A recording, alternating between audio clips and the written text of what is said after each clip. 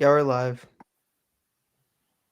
All right, here we go on a beautiful Friday morning. It's time to go through the schedule on Campo and Joe. Now, we've done it all over 1010XL, but we like to join you Fridays at 1010 and talk a little Jaguar ball, and the schedule is what everyone's talking about. Joe C., as I come to you from my sports lounge, top of the 11th, and then our head coach, Dave Campo, from his trophy room. Coach, how you doing, buddy?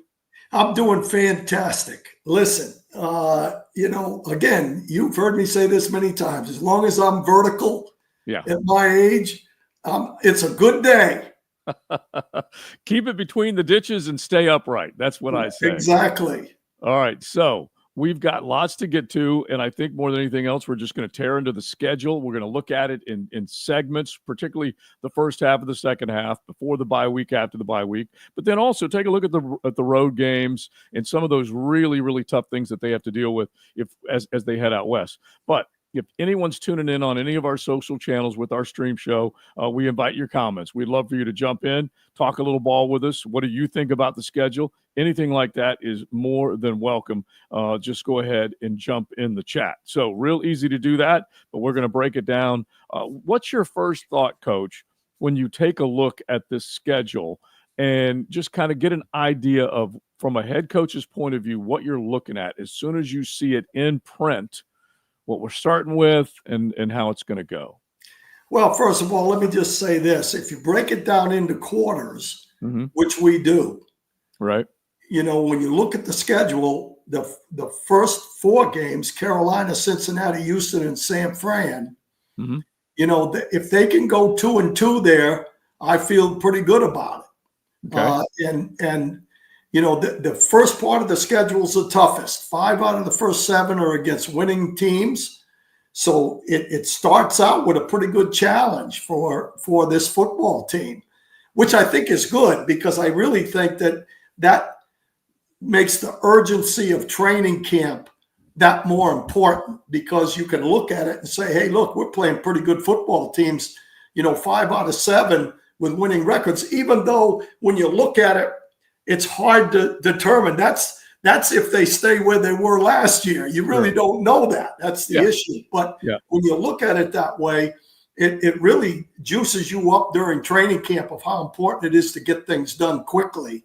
So I would say that group right there, the first quarter, 2-2. The second quarter, KC, Seattle, the Rams, and Las Vegas.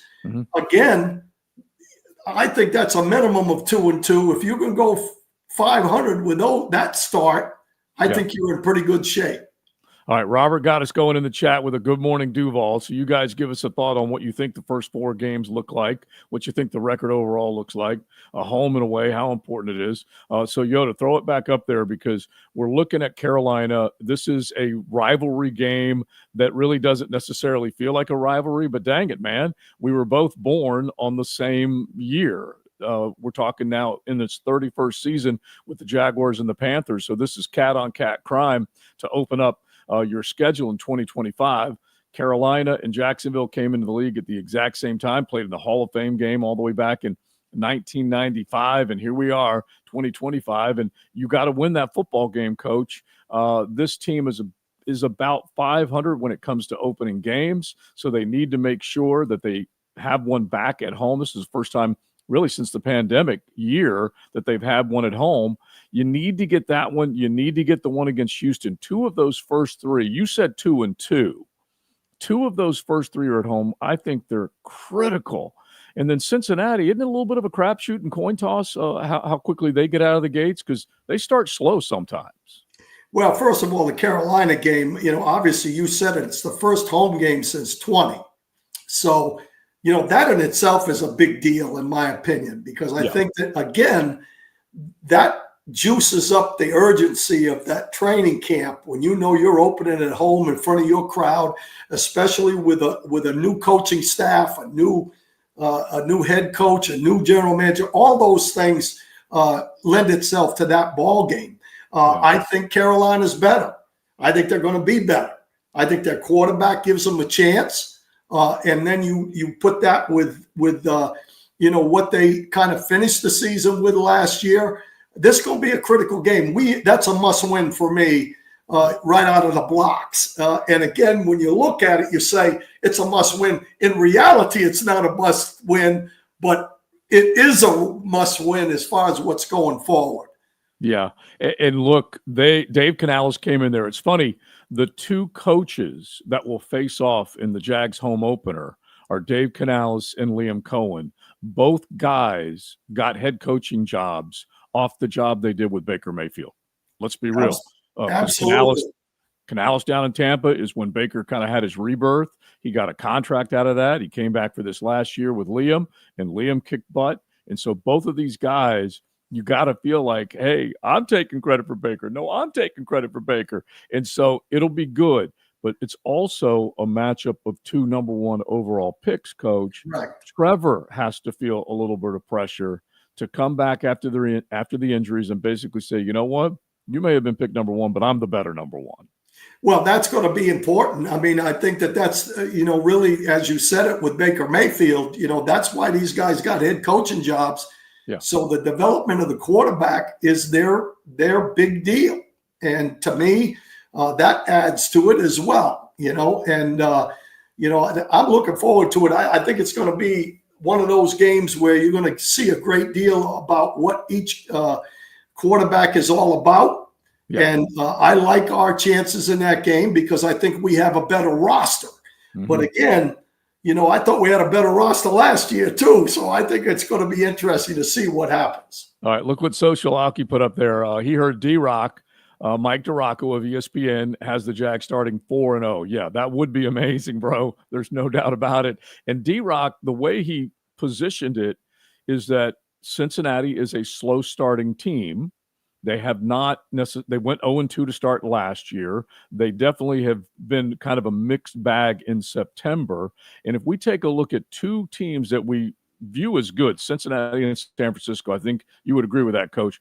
We both look at those teams as regular, either playoff worthy teams or playoff bound teams. Last year, Joe Burrow's MVP-like performance was basically trumped by his defense, so they didn't make it. And then last year, San Francisco had a ton of injuries, and they only had 6 wins. So honestly, both of those are kind of gettable if this team comes out of the box and looks like what most Jaguar fans are hoping they look like. Yeah, no question about it. I mean, when I say 2-2, I'm being lenient there because in reality, you look at San Francisco. San Francisco lost a lot in the offseason, but they have a quarterback that's really, let me put it this way. Both Cincinnati and San Francisco have quarterbacks. Yeah. That's why, you're not quite sure how it's going to go. As far as the team is concerned, I feel good about all of those games. Just what you mentioned about Cincinnati, they're a slow starting team, but they do have Joe Burrow. And so it comes down to Trevor Lawrence, in my opinion. He has to come out of the blocks and use the guys we have to obviously to advantage. We have a little advantage over the Cincinnati, Houston, and San Francisco because we know more about them than they know about us, when it comes right down to it. So, again, I'd be happy with 2-2, but it'd be nice for 3-1 or 4-0. The problem is D-Rock, I think, had us like at 16-0 last year, so 17-0. So I'm not sure about that one. Yeah, D-Rock is more measured most of the time, but he did at least present a decent case as far as two teams that when you look at the helmet, you think good, you analyze it, you may not have the exact same team this year that you've seen over the last handful of years. The defensive side of the Bengals, Trey Hendrickson is in a holdout situation. He's basically saying it's a shark attack. It's been unprovoked and it's personal and all this type of stuff. And the Bengals paid T, paid Jamar. Joey's making his cake and Hendrickson can't get paid. And so you just wonder what that side of the ball is going to look like. Now let's go to the other part of this, which is just awesome. And Yoda, if you don't mind, put up the Travis Hunter graphic, which PFF did a great job with. And it shows you the possibility of who Travis Hunter will face as a cornerback coach and as a wide receiver. And that juicy matchup up in Cincinnati with T. Higgins and Jamar Chase. If he draws Jamar Chase, man, that could very easily be a welcome to the NFL moment. Yeah, that's going to be interesting. It's going to be interesting to see how much he does on defense, first of all. Right. When I look at that, what we just had up there on the graphic, this is the National Football League. So there's a lot of football teams that have one receiver that's a special cat. Yeah. And most of the NFL teams have one corner that might be a special cat. When I look at the teams we're playing and the teams and the corners and receivers that we have, I think we're a little ahead of the game in the receiver package. We can hang with any of those teams, especially with Hunter. Mm-hmm. I'm not quite sure we're as good as some of those teams at the corner position. Right. So I think that will be based on how much Hunter plays, in my opinion. Mm-hmm. So it'll be interesting to see how much he gets on that side of the football against some pretty darn good receivers. Yeah, it's kind of funny because I look at they rattle off the list of receivers, and you've got Jamar, you got Nico Collins, Brandon Ayuk. If he is healthy, we'll find out what he looks like. Rashee Rice, if he's back, we know how good he was before everything that went down with him. Jackson Smith and Jigba. We've got Lad McConkey on there, Marv Harrison, Garrett Wilson, Cortland Sutton. But then also, Coach, look at those cornerback matchups on the bottom of this graphic. And let's just see what Travis Hunter can do against a J.C. Horn, against Derek Stingley. He's going to see him, Trent McDuffie, Devin Witherspoon. We're talking about that is good on good, Coach. Yeah, the first thing you want to do is first of all, if they've just got one, you're in good shape. Stay away from them. So that's the first thing you do. You know, I go back to Deion Sanders. He came out limping in one ball game, and they never threw at him. You know, somewhere along the line, you got to use some other areas and some other receivers. That's why I think we can be in decent shape based on the fact that I don't think all of those guys just automatically line up on the best receiver. Yeah. So if you got two of them, you got a chance to make some hay, as well as obviously they're not going to be 100% on what they do against whoever's out there.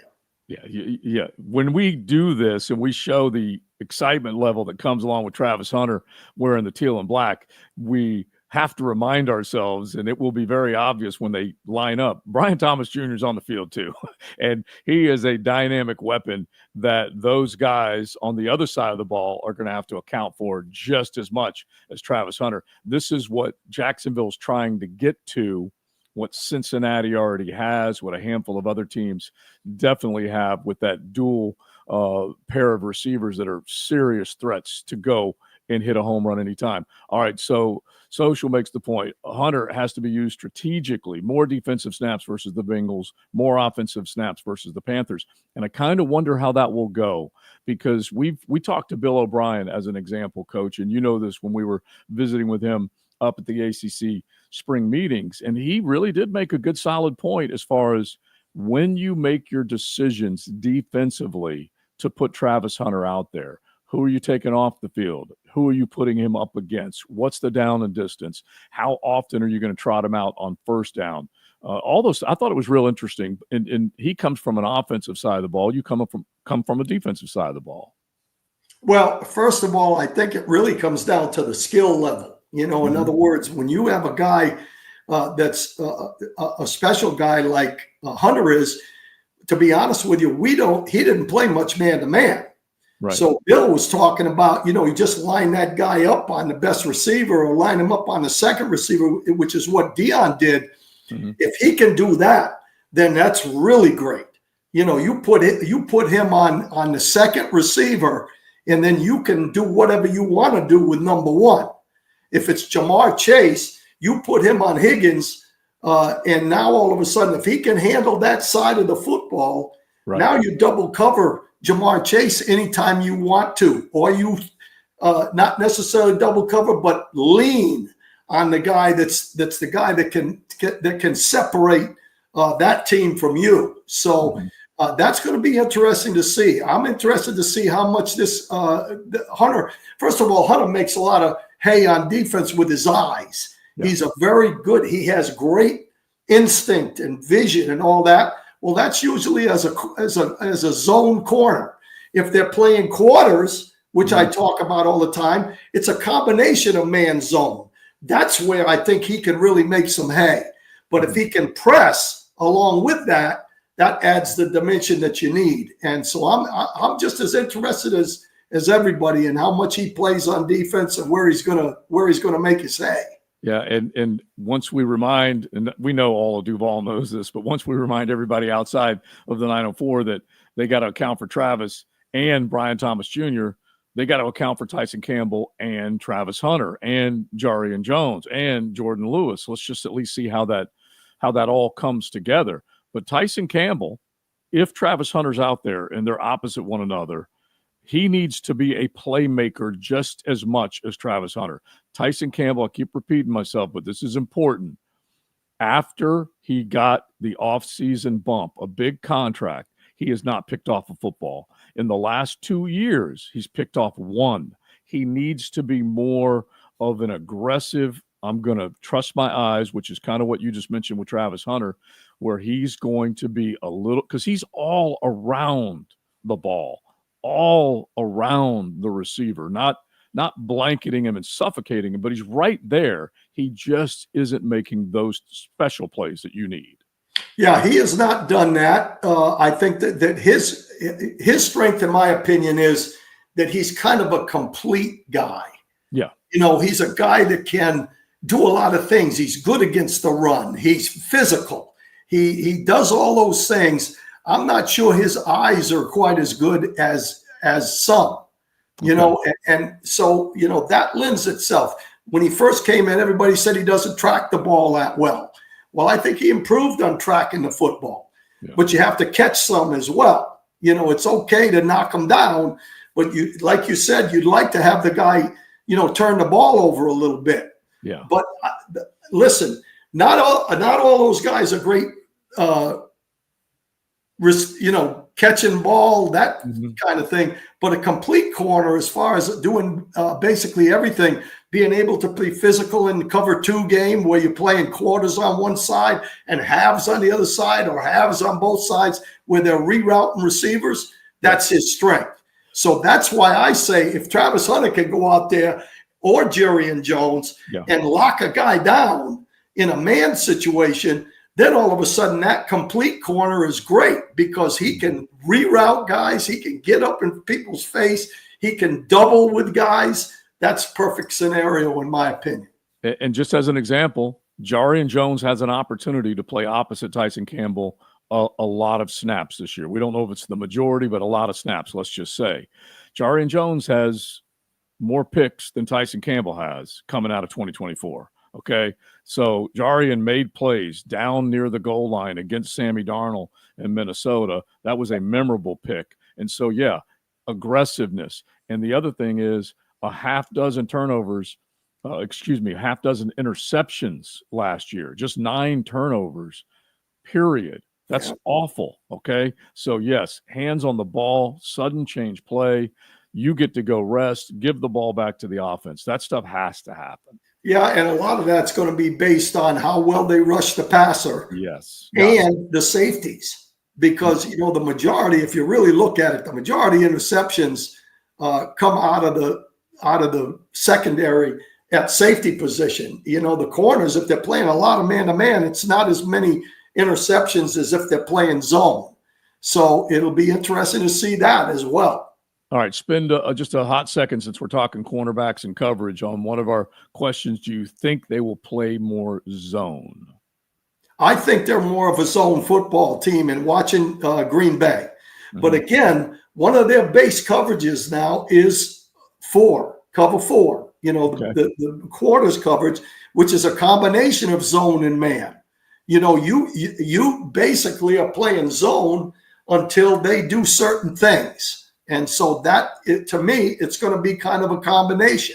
I think that they have a great opportunity with some of the guys they've added to be able to play some man zone combination stuff. And, to me, that's what's important. And I think it's a combination. If you watch them, they're multiple. They're not just going to sit in one thing. But I think that their base situation is kind of a man-zone combination thing. And there's no question that pass pressure has to be there. And you had a little bit of a conversation with the new defensive coordinator, Anthony Campanile, from rookie minicamp, and he understands what you did as a defensive coordinator, and you kind of like at least the energy and some of the things that he has bouncing around. Yeah, I had a great conversation with him, but to me, I think he realizes if you watch Green Bay, he's got a combination of different mentors that he's been through. Okay, some of them are a little older, more conservative. Some of them a little bit more aggressive. He's kind of in the middle. I think he understands that when it's time to blitz, the one thing I saw out of Green Bay's defense when I watched it, they didn't blitz every play, but when they did blitz, they got home. And that's what's important. And so to me, the pressure is going to be important. How you affect the quarterback, that's when you get the interceptions more than at any other time. All right, we already have one of the bold predictions, a hot take that Tyson and Travis alone will combine for a half dozen picks, Coach. And look, if you get that, and I can bring up the numbers because it's crazy what some defenses were able to do and constantly put pressure on quarterbacks and offenses to answer the bell. And so if you've got the all-hands team out there and they're aggressively attacking these receivers, getting that ball up in the air and just making something happen, yeah, man, that will be massive. But you need to see 41 and 44, Eric Armstead inside, and whomever else, whatever it adds up to be, a Mason Smith, a Devon Hamilton, they all need to be able to make that quarterback uncomfortable, which hasn't happened in a while. Yeah, and the addition of Agba, in my opinion. Yeah. And the other one, and which I think was big, by the way, because he can be a starter. Yeah. But he is, if he's a third pass rusher, I think that's a big hit for us. I love that pick. Yeah. But I'll tell you what, it's going to be interesting to see what Devin Lloyd does, in my opinion, because Devin Lloyd and the McLeod kid that they drafted, they're going to be what I would call a Sam linebacker, is what I believe. And that's a hybrid between a off-the-ball linebacker in certain situations and off-the-edge linebacker in other situations. Okay. And I think Lloyd, that's what he can rush the passer. They need to use him more there. And then at the other guy, McLeod, he's a developmental pass rusher. They're guys that are quick off the ball. They're explosive players. I'm interested to see what they do with Lloyd as much as anything else. But I think it'll be a combination, a competition with he and McLeod, to be perfectly honest with you.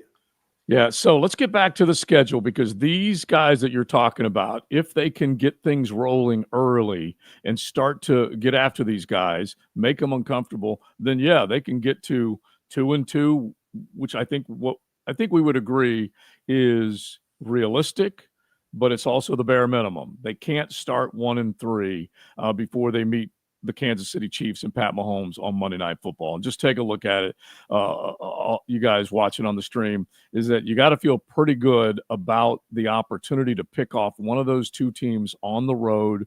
You've got to be able to go toe-to-toe with Houston. Houston has beaten Jacksonville twice as many times as the Jaguars have won over the Texans. Okay, that's got to stop. The series is like 31-15, something in that neighborhood. So you've got to be able to take control of Everbank Stadium inside your division and see if you can pick off the Texans. That gives you a 2-1 record heading to San Francisco. And look, they have lost a lot of guys through injury, through free agency. Trent Williams is a year older. George Kittle, while really good when he's healthy, he has definitely kind of been an up and down guy health-wise. Who knows what Brandon Ayuk is going to do? Brock got that big money. He's now going to have to deliver. Anyway, there's an opportunity there in those first four games. Then we get to Kansas City. So let's talk about that Monday Night Football game, Coach. That's going to be a nice marquee under the lights setting here on right along the St. John's. Yeah, absolutely. I'm excited about that just because it's a national game, which I think, that's something that should get everybody excited. That Let me just say one thing before I talk about Kansas City. Remember, Houston beat us 24-20 and 23-20. Yep. It's not like we're playing the second coming. That football team is beatable, and especially at home. Mm-hmm. So we should have a good shot in that game, in my opinion. Yeah. Okay, to go to Kansas City, that's a test. That's a test game. Okay, if they come in 3-1, I'm excited about that one. 2-2, I'm hopeful in that one. I think that Kansas City is not the same team as they were 2-3 years ago, but they still have the marquee guys. I think one of the things that's a little bit concerning to me in that one, first of all, they're going to play good defense. They play good defense every year. Okay. The one thing that concerns me a little bit is that I think the Taylor Swift group kind of has put a little chip on the shoulder with Kelsey. Yeah, he needs to come back. And I tell you, if he'd had a good year, I think he would be gone. But I think this is a year where he's going to come out with a lot of fire in the brimstone, and that concerns me a little bit with Mahomes. But it's still going to come down to, we've actually played Kansas City fairly well in the near future or the near past. Yeah. And so, that's going to be fun, in my opinion. Home on Monday night. Let's roll. My gosh, yeah. And we mentioned the first 4 games the Jaguars are playing. The Chiefs will start their 2025 as the AFC defending champions. They will play in the division against Justin Herbert and the Chargers, against the defending Super Bowl champion Philadelphia Eagles, against the Giants, and then against the Ravens before they come to Jacksonville. They could be looking potentially at a 2-2, even a 1-3 type of situation. Who knows how it'll play out? They, as you said, they didn't score nearly as many points last year. It was a little bit of a different type of Chiefs team. They had to go back to Kareem Hunt. Chris Jones was, when he was healthy, he was dominant. There's no doubt about that. But all those guys, the Kelceys of the world, Travis Kelce's got to prove that he's got one more good year in him, and I don't know if he does or not. Anyway, that's going to be a huge one. All right, so we need to jump because we're gonna run out of time, Coach. But once we get after that, you take a look at the next bit of the schedule and just how important it is to make sure that this team can head to London against the Rams with a little momentum, see if they can catch a little fire. Let's just say it's an L on Monday night. Who knows? But then after that, you're looking at the potential of either a 2-3 team, a 3-2 team before they start moving on to the rest of the schedule. Yeah, and again, Seattle is next. You got Seattle at home. That is win that game. That's a winnable football game. There's no doubt in my mind. They have they regressed a little bit, last year, but they are perennial contenders, and they have a new quarterback, correct? Yeah, Sam Darnold is there, and Mike McDonald last year, his first year, got him to 10 wins. They didn't make the postseason, but got him to 10 wins. And so, that's going to be a tough. They got to win that game. That's a 10 a.m. kick in the body clock for Seattle. Jacksonville needs to get that game. Coming a long way. And then you got the same thing with the Rams. The Rams, obviously, they're a good football team. I believe they were 10-win team. Yeah. But they're traveling. You talk about traveling. They're at a mile high traveling, go all the way over to London. So, we played well in London. I think that'll be a really tough ball game. I mean, I don't think you can go into that game looking at it. Again, we're looking at this like they're going to be the same team as they were last year. Right. If we're the same team as we were last year and they're the same team, you can't go into that game saying we're going to win it. But at the same time, we hope to be better, and they're probably about the same coming in. So that'll be an interesting one. And then you go to Vegas with a new coach. We play Vegas. We got on the road. Yeah. And so again, when you put those together, and you add Houston to that as the next one, Right. That's an important quarter. You better believe it. Yeah, because you start looking at it, Coach, and it's so funny because these people that do this work, I applaud them because they do all the tracking of the miles. This team has roadies to San Francisco, Vegas, Arizona, and Denver, along with the trip across the pond. They will travel over 29,000 miles this year, and that West Coast swing, the addition of the West Coast, it's not going to make it easy at all. So this team's going to have to be right and tight just as far as their conditioning, their nutrition, everything they do preparation-wise, which is where I think a James Gladstone can be a really positive influence here on how you can be successful and keep your bodies fresh and ready to go, because they're going to travel a ton. Those group of teams that we just talked about all the way through to Houston the second time around. Right. Okay. That group right there is as important for this team going forward as you can have it, because from then on, the next 3 out of 5 are division games. Yeah. And then the last are 2 of the 4 are division games. So when you put that together on the second half of the season, you're talking about you got a great shot if you could come out of those first 8 at least 500. If you come out better than 500, that means you got a pretty good football team, and I think the schedule goes in our favor from that time on. Yeah, because you're looking at 3 of the last 5 are going to be at home, and if you do have something to play for, that can really, really be beneficial. And 3 of the last 5 are against the Colts, the Jets, and the Titans. Okay. In the beginning of the season, and look at the schedule one more time, the second half of it, Yoda. The beginning of the season, they play 11 games, only 4 of them with teams with losing records. Second half of the season is when they can start to catch a little fire against teams that haven't done as much. You start coming down the stretch and you take a look and you go, okay, all right, Houston made it to the postseason. The Chargers made it to the postseason.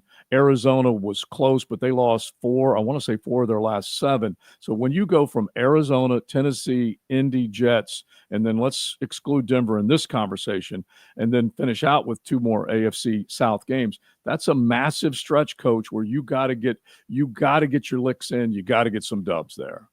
Well, 6 of the last 7 have losing records. Yeah. So, when you look at it that way, you got to feel pretty good. And the final 6 are all AFC games with 4 division games in that bunch. The Colts and the Texans. The Colts and the Titans. Right. So, really, that's a favorable look as you go forward. And again, we don't know who we are yet, but we don't know who they are either. So it's going to be interesting to see where we go there. But if you could come out of that first 8 with a minimum of 500, better than 500, I like our chances in that second half of the season. Yeah, give me a hell yeah, Coach. Hell yes, okay?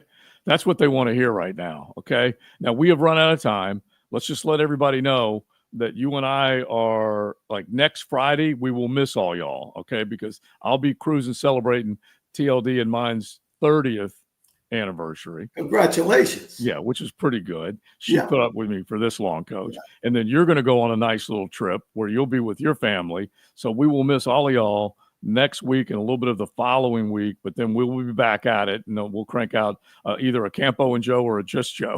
Maybe we'll have to get a graphic, Just Joe. But we will definitely do it the following week. But look forward to visiting with you on XL Primetime later today. And then we will keep batting up as far as the possibilities of what this team can do now that the schedule is out. Coach, always enjoy it. Thank you, sir. Yeah, listen, and Joe, I will miss you, and I'll miss talking to Jacob on my trip. Yeah, but I'm looking forward to the end of it being with you guys again. Yeah, so it's cool that Kay hauls you away so you can be with the family and enjoy yourself. You'll be back for a little bit of OTA action, and then obviously we'll be right into training camp. So good stuff. Yoda, thank you, son. Thank you, sir, for taking care of us. He is a son. He is a son. He was the first guy up this morning. Okay, so he was trying to prove to us that he had that old man disease where he got no, he didn't beat me. He said he was up. I already had the thumbs up to him. Yeah. At the same time. So beautiful. I was up at 5:50. There he is. There he is. I was up at 5:50. Jonah. That's awesome. All right, listen, we enjoyed it with all y'all. We'll talk to you on XL Primetime later.